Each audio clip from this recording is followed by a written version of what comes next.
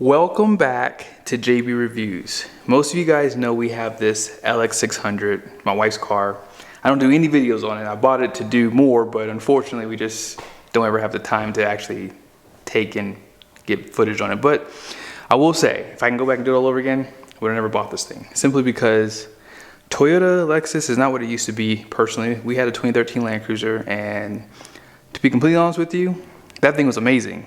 This is kind of a bust. Now obviously it is kind of like the second model year, but there's been a lot of recalls, and most of you probably know this twin turboed V6 here, which is known as the V35A FTS, is under a replace recall. Now I've never had this happen. You guys can see right here, there is a camera. Now you probably can't really even tell that this camera is broken. Let me show you really quickly. When you come inside, let's go ahead and push the camera. See how it's blacked out on the front there? Yes. Unfortunately, this camera has gone out, and I had my Lexus dealership take a look at it. I says, hey, my camera went out. It looks like it's just defective, trying to get them to replace it under warranty. And I talked to one guy who was like, no, that's not gonna be under warranty. That's just a damage or something like that. I'm like, well, the camera's not damaged. You can clearly see the lens is still here. It just looks like it's shorted out, trying to show defective versus damage. But this guy, so I decided, fine, I'm not gonna pay you guys to do it. I'll just do it myself. So they were gonna charge me like $900 to get that camera basically replaced versus just going under warranty and just getting it done that way, because they could have gotten it done. Problem is, it just depends on who you talk to at the dealership, and that guy clearly wasn't going to help me. So with that being said, I decided to go ahead, order a new camera for the front end of this thing, and that's what I did. This camera at the dealership would have costed me $430. This guy right here, this was $430. To install it, it was been, which totaled out to be like 900 bucks, rounded off basically, with taxes, everything. That camera cost me $297 off of LexusPartsOutlet.com. It got to me within 5 days, and all I have to do now is just take 2-3 hours, take apart the front end of this thing, and just install the camera. Now, on the old Lexus LX600 series, you could literally take off this top, I call it a cowl, and you can go in there with a screwdriver, unbolt the old camera, take it off, put the new one in, done. But this new advance and great styling of the LX600, you can't do that anymore. You have to literally go in there, undo the front bumper. Hopefully I don't have to do the bottom piece. Maybe if I can pull it out just enough to just unscrew the old camera and put the new one in, we'll be even Stevens. But if I have to take off the whole front end, this would be a good video for anyone that's probably gonna be doing a front bumper mod, because that's probably what I would want to do at this point, since I have to take this all apart. But let's go ahead and get started. I'm gonna have my wife hold the camera, and then we'll see what we have to do to get this thing taken apart. So what we have to do first, push that in. 1, 2, 3, 4, 5, 6, 7, 8, 9. Did I miss one? There should be just 9 of these, isn't it? Maybe it's just 9. Let's just see. I'm gonna pull these all out, store these somewhere so we don't lose them. Yeah, there's just 9 of these guys. That's it. So this comes off very easily after that. And let me just show you guys really quickly. As I said, the camera's right here. And come inside here real quickly. So right here is where you'd have to unbolt it. And I don't have any tools that can come in here and unbolt this. So like I said, we have to take it all apart. Up next, you have 3 tins, one here, 2, and 3.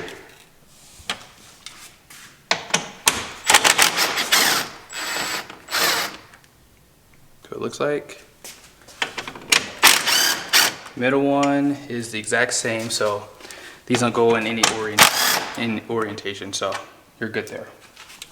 All right, guys, so I was thinking maybe, just maybe, I could actually take this out without taking the front off, but you see the screw is behind that little plastic trimming there. So there's no way you can actually take that off unless you remove the front end of the car. So yeah, we still have to go back to taking this all apart. Unfortunately, you're gonna have to take off this fender flare from what I can see, because I'm sure there's a screw right here, but I do have a this is a T25, whatever you wanna call it. And there's a bolt right here. You're gonna have to take off. Here's what it looks like. And then there's these clips. There's 1, 2, 3, 4. I'm just gonna take off those 4 for now and see if I can pull this off to the side, but worst case, if I have to take it all apart, there's actually another T25 here, and then you have 2 more clips right here. Actually, 3 right here to take this whole fender flare off. I cannot find my other plastic trimming tools, so I would just venture to say get your best of the best plastic trim kit. That way you can get these off without breaking them. Like this is, actually no, this might work. There you go. This one works perfectly. There you go. I was going the wrong way, so here we go. So, yep, you just have to slide it under here like so. When they're dirty too, they're a little bit harder, so maybe cleaning your car before you do this might be good.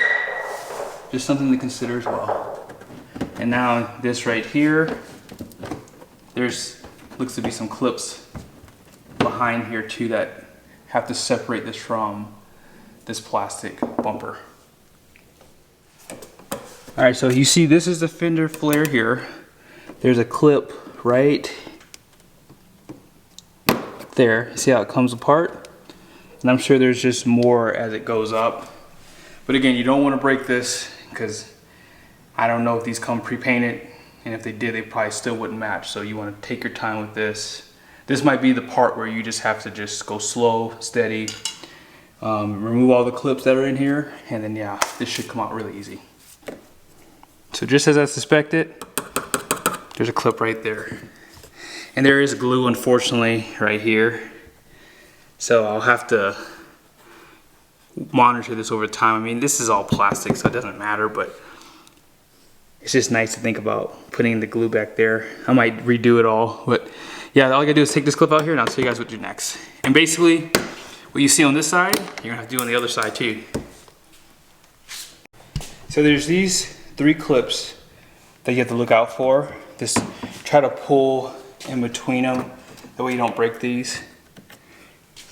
And all you have to do now is just see if the bumper will release. And as you see, there might be something holding it in here. So I'll have to take a break for a second. Hold on 1 second. All right, so there's nothing there. So make sure. So now you can see the bumper is starting to really come undone. Now I'm gonna undo this clip here and this one. That way I don't mess around and pull anything off. So we'll just do that for now. You can unplug this. You can unplug these 3 if you like. I didn't pull the battery, so I'm not going to unplug it until I absolutely have to. So now the bumper is starting to come out a little bit.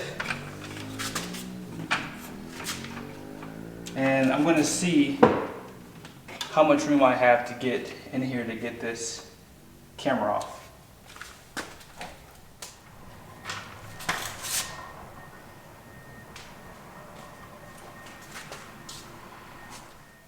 So I got the camera out, and I'm sorry that I skipped all the steps to do so. It's not hard to do if you have basic tools, because that's all I have. But I had to undo the bottom part of the bumper, number 1. Number 2, I had to unbolt the active grille shutter and pull that apart. and then there's 3 bolts that you have to undo, which I'll show you here in a second. And I got the camera out, and here it is. So you can tell there's a difference. That's the old one, and this is the new one. So it looks like the lens was defective because it just fell off, right? So that's why this camera is not working. So thank God they allow these to plug right in to the back of the camera. That way you don't have to run a cord all the way back and forth through there. Because if that was the case, I wouldn't have done this. So let's go ahead and go outside. I'm gonna show you guys really quickly what I did. And you kind of have an idea of how to undo the bumper. In order to get the bumper undone, there's 20 bolts that you have to do. There's 3 different types. And if you want, I didn't see which one went where, but they look pretty easy to find where they go, going back in there, so I'm not gonna have a problem. Nor will you if you don't remember. Okay, in here, you have to undo the active grill shutter. There's 4 bolts holding this in. So once you take this off, the next thing you'll have to do, hopefully my wife can show it to you. You see where my finger is? There's a bolt here. It's this Phillips head. It's a small one. I suggest not using power tools. You don't want to strip these out, obviously. This undoes this trim piece here, okay? Once you pull this back, there's 2 bolts holding in the camera that look exactly like this one, this Phillips head screw. And once you take those bolts out, you have to unplug the camera and you are done. Just put the new camera in and then reverse everything I did. But let's go ahead and get the camera in there. And then I'm going to put as much of this back together. We're going to check and see if the camera works. All done. Got my camera view back from my wife. One recommendation, the active grill shutters, I think they might have over tightened that from the factory. So when I went to go undo that, one of the bolts was spinning inside the bracket. So basically the bracket and the bolt were spinning together. Luckily I was able to get 3 of the bolts out, and I had to slide that one basically out, and I was able to get it undone. But I just recommend don't over tighten those bolts. I would just give it enough to where it's secure, but not too much. Hope you guys liked the video. Be sure to subscribe to the channel, and maybe I'll do some more videos on this if you guys like this one.